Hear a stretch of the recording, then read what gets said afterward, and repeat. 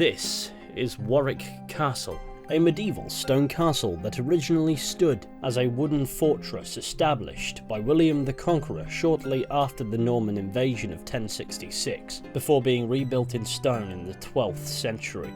Its strategic importance? Protecting the Midlands from potential revolts, especially in wake of the Norman conquest.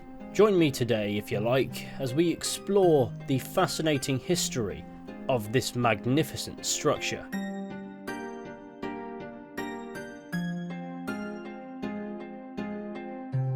On the site where Warwick Castle now stands, there originally stood an Anglo-Saxon burh. These Old English fortifications were originally developed under Alfred the Great during the 9th century in response to the raids from the Danes and the Norse, often established at the sites of hill forts from the Iron Age or Roman forts from the Roman occupation. I don't know why I needed to elaborate that, but there you go. These structures would repurpose the old materials from the original fortifications that stood at these sites and create a vast network of roads between these burhs that could be utilised against any invading parties. The burh, or Burgh of Warwick, was established in 914 by the daughter of Alfred the Great, Ethelfled, Lady of the Mercians, positioned with the purpose of dominating the Fosse Way, a 230-mile long Roman road that stretched between what is now known as Exeter and Lincoln.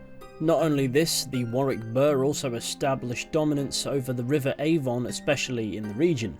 This was one of many burhs in Mercia that defended it against the invading Danes. After the Norman conquest of England in the mid-11th century, William the Conqueror would erect a wooden motte-and-bailey castle in Warwick in the year 1068, demolishing several properties in the pre-existing settlement in the process. The purpose of Warwick Castle was to assert control over the Midlands as he advanced further north. For those unfamiliar with the term motte-and-bailey castle, that's perfectly fine. It's essentially a European fortification that consisted of a wooden or even stone keep, often constructed on an artificially raised mound known as the motte, accompanied by a courtyard that was walled off, and this protective curtain is known as the bailey, surrounded by a ditch that would protect the walls. Motte-and-bailey fortifications could be constructed with relative ease and efficiency and didn't require much skilled labour.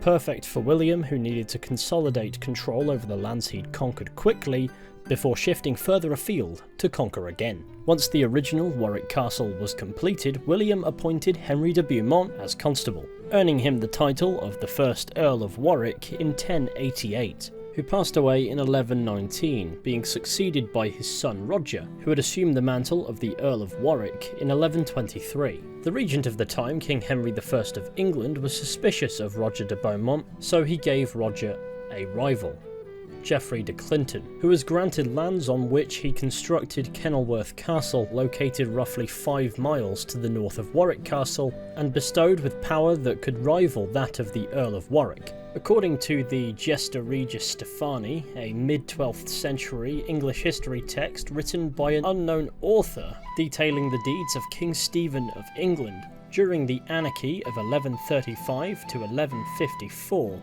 the wife of Roger de Beaumont, 2nd Earl of Warwick, was manipulated into believing her husband had died, surrendering the castle to the invading forces of Henry of Anjou, who later became King Henry II.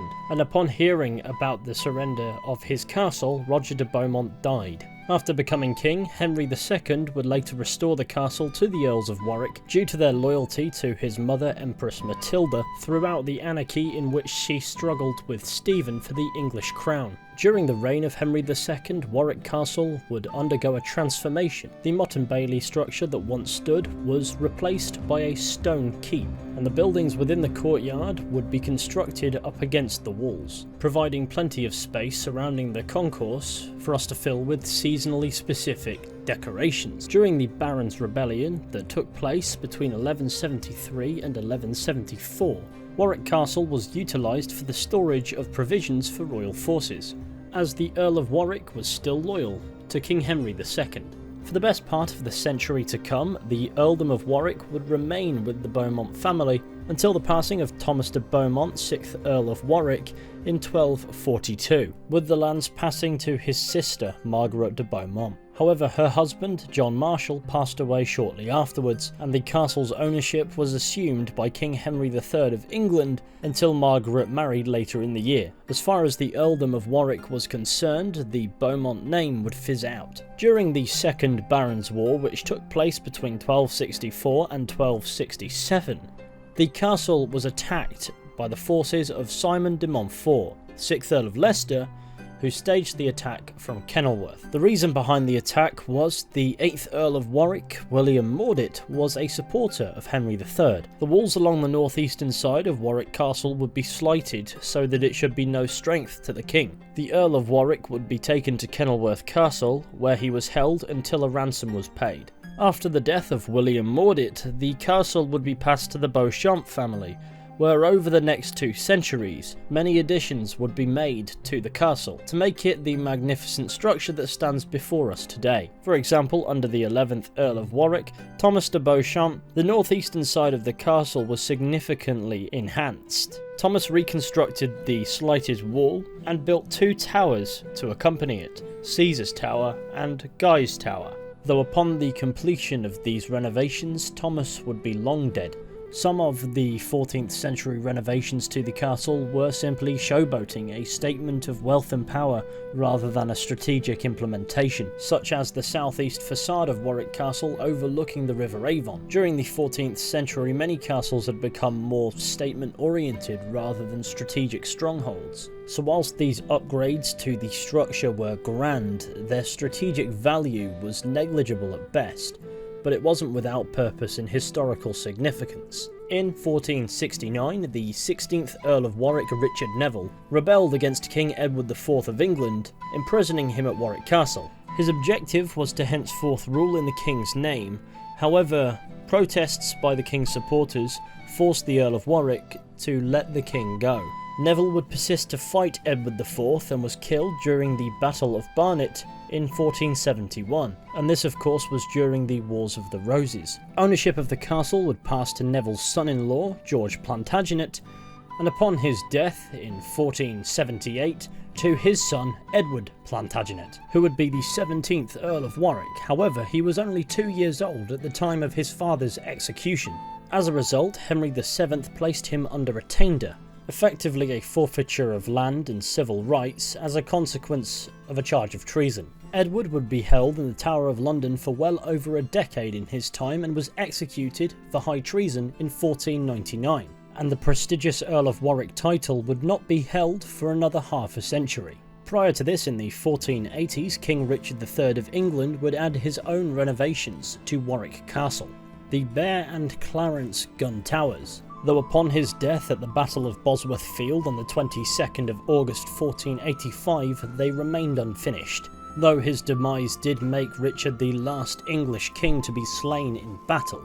Warwick Castle would remain under the ownership of the Crown until 1547. 48 years after its forfeit with the death of Edward Plantagenet, the title of Earl of Warwick was recreated and granted, along with its lands, to John Dudley. By this point, Warwick Castle had decayed due to its neglect over the past 50 years. Dudley would comment on the sorrowful state of the castle, but as a keen climber of the political ladder with ambitions elsewhere, he'd made no attempts to make repairs. John Dudley would go on to become the Duke of Northumberland in 1551, leading the government for the late King Henry VIII's son, King Edward VI. During her tours of the country, Queen Elizabeth I would visit Warwick Castle a couple of times, staying in 1572 for 4 nights. To facilitate her stay, a temporary timber structure was erected within the castle's inner grounds. Upon the death of Ambrose Dudley, 3rd Earl of Warwick in 1590, the title of Earl of Warwick became extinct once again, and a survey from that year recorded the castle to still be in a state of disrepair.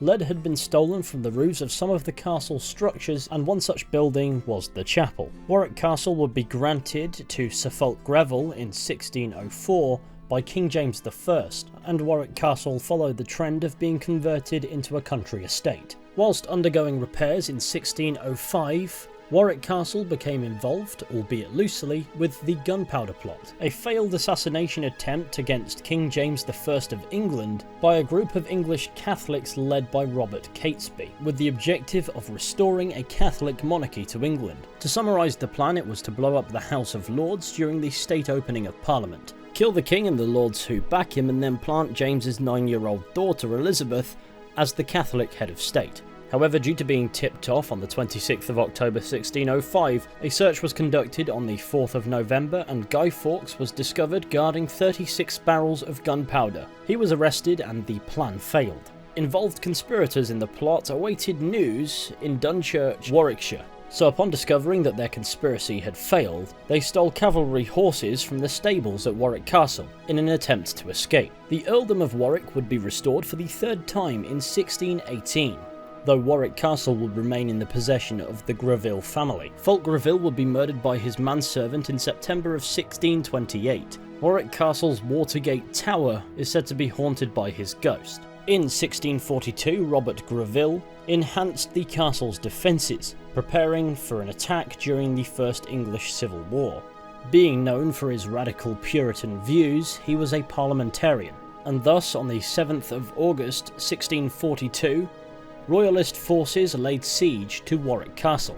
Greville was not present at Warwick at the time, but his fortifications held. On the 23rd of August, Warwick Castle's garrison was relieved upon the arrival of backup in the form of the forces of the Earl of Essex. Royalist forces were forced to lift the siege and retreat to Worcester. Later on, in the First English Civil War, prisoners would be held in Caesar's and Guy's towers here at Warwick Castle, and this would occur again during the Second English Civil War. Between the years of 1643 and 1660, a garrison was maintained here at Warwick Castle, consisting of roughly 300 men, though this would be ordered to be disbanded. In the late 17th century, the interiors of Warwick Castle would begin to undergo some significant modernisation, and by 1695 it was in a state sufficient enough to host a visit from King William III. The fourth creation of the Earl of Warwick was granted to Francis Greville, 8th Baron Brooke, in 1759.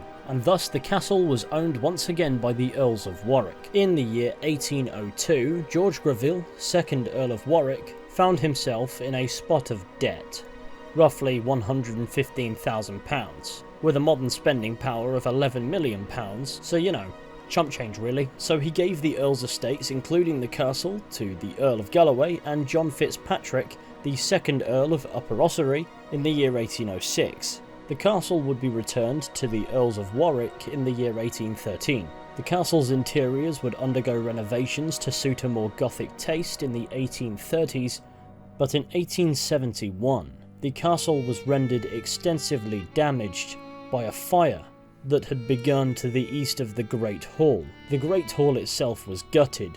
However, the overall structure of the castle was left unharmed. Restoration work was carried out between 1872 and 1875, and it was subsidised by donations from the public, raising a total of roughly £10,000, worth approximately £1 million as of 2022. On the subject of the castle today, tourism had become increasingly popular since the waning years of the 17th century, though it would briefly be closed to visitors between 1885 and 1900 due to the visitors becoming something of a nuisance to the town. Tourism expanded until 1978, and after 374 years in the possession of the Greville family, Warwick Castle was sold and opened as a tourist attraction.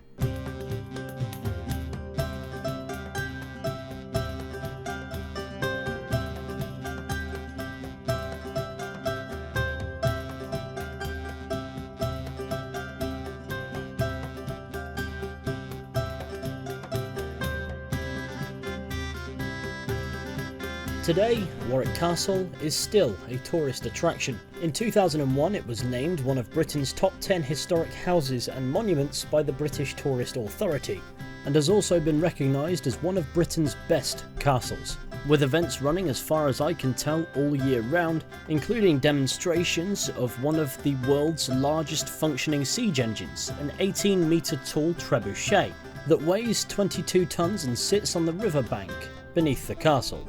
Other entertainment includes jousting and dueling, and there's plenty here to keep people entertained. But don't let the noise and showmanship distract you from the rich, almost millennia of deep history that is housed between these walls. It's truly been a pleasure to explore all of that with you today. Thank you all for watching this video, I hope you've enjoyed. Be sure to go ahead and leave a like, subscribe, share the channel with your friends and all that wonderful stuff. That would be massively appreciated. If this content doesn't take your fancy, no worries. With any luck, we'll be seeing you all very soon with another video here at some point, but until next time, please take care and goodbye.